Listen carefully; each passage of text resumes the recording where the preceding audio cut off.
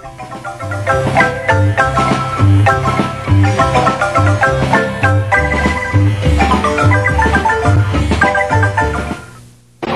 superior de esta casa de Santo Domingo de Guzmán en San Cristóbal de las Casas, en el estado de Chiapas, México. Pertenezco a la provincia de Santiago de México y en esta comunidad somos actualmente 3 frailes sacerdotes. Estamos en espera de la asignación de un fraile cooperador para completar nuestra comunidad, que ha sido tradicionalmente de 4. Esta sede episcopal de San Cristóbal de las Casas es aquella en la que Fray Bartolomé de las Casas fue el primer obispo, y los dominicos del tiempo actual nos sentimos realmente sucesores y completadores de la labor de Fray Bartolomé, que no pudo terminar, y 4,5 siglos después seguimos descubriendo realidades como las que describe Fray Bartolomé, a veces hasta agudizadas. Por tanto, nuestra presencia en esta diócesis, especialmente en los últimos 15 años, ha estado muy relacionada con la realidad indígena. Esta zona de indígenas mayenses, en un tiempo el 80% de la población de esta diócesis, nos ha vitalizado nuestra misión evangelizadora, nos ha transformado, nos ha evangelizado y nos ha ido acercando cada vez más a su realidad. Una buena parte de la labor de nuestra comunidad es el servicio a las comunidades indígenas, especialmente en esta zona de los Altos de Chamulas y Sinacantecos. Y como integrantes de la diócesis, nuestro servicio y la participación en las instancias diocesanas, como el Consejo Diocesano, del que formamos parte en diferentes momentos, diferentes miembros de la comunidad, muy racista. Y desde esta ciudad, desde este lugar, desde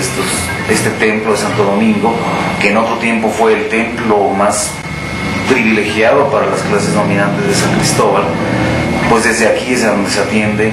a la comunidad indígena cercana a esta zona, en colaboración con otros agentes de pastoral de diferentes órdenes, congregaciones y del clero secular. Y aquí mismo atendemos en un templo que se llama de Caridad a la población chamula de indígenas que fueron expulsados de su tierra sobre pretexto de cuestiones religiosas, pero en realidad un problema político y económico muy importante para la zona. Estos indígenas han desarrollado su catolicismo con un sello muy propio, en su propia lengua por supuesto, y así hacemos en la celebración de los sacramentos, para que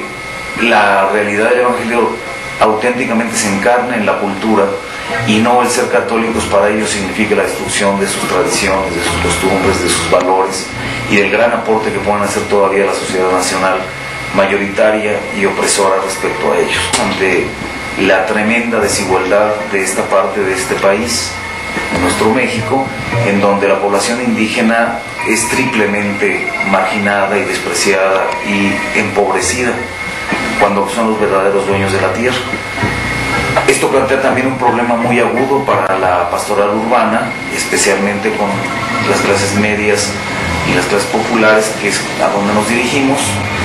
porque el conflicto con los indígenas y la realidad dramática de ellos está muy relacionada con la vitalidad de esta ciudad. La ciudad se alimenta de la población indígena, se enriquece de la explotación del trabajo y los productos indígenas, y hay una conciencia soberbia de superioridad. Entonces es sumamente difícil hacer una pastoral que incluya como parte esencial del Evangelio la lucha por la justicia y la opción por los pobres, porque el ladino, aunque sea sumamente pobre, el mestizo, se siente superior, se siente diferente, se siente más importante y más digno que el indígena, y eso hace que haya un conflicto continuo, ¿no? Nuestra labor pastoral se dificulta en ese sentido, aunque ha habido avances.